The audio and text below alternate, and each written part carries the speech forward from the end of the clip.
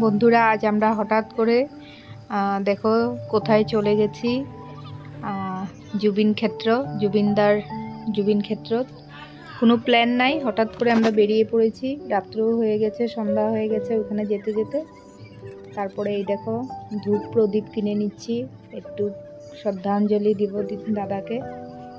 আর সাথে বৌদি মাসি আমরা সবাই গিয়েছি। তো ওইখানে গিয়ে খুবই ভালো লাগলো, খারাপও লাগে কিন্তু ভালোও লাগছে।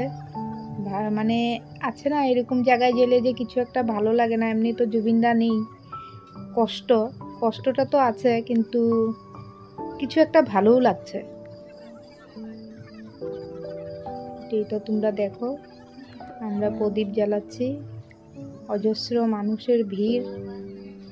তাও লোকে বলছে যে আজকে ভিড়টা কম, অন্য দিন অনেক বেশি ভিড় হয় না, বৌদি বলছো না? তো আজকে ভিড়টা কিছু কম বলছে স্থানীয় লোকেরা। তো তোমরা যদি ওখানে যাওনি এখনো, সবাই একটিবারের জন্য হলেও আসো।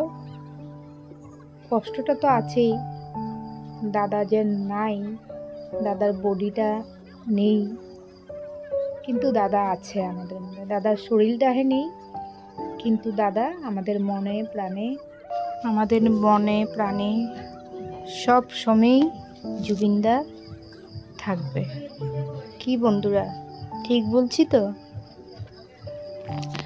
জুবিনদাকে ভোলা তো কখনোও যাবে না, কখনোও না। জুবিনদা ভোলার বস্তুই নয়, মানুষই নয়।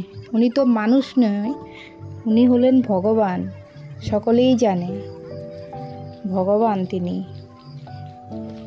তো অতটুকুই বললাম আমার মনের কথা। জয় জুবিনদা।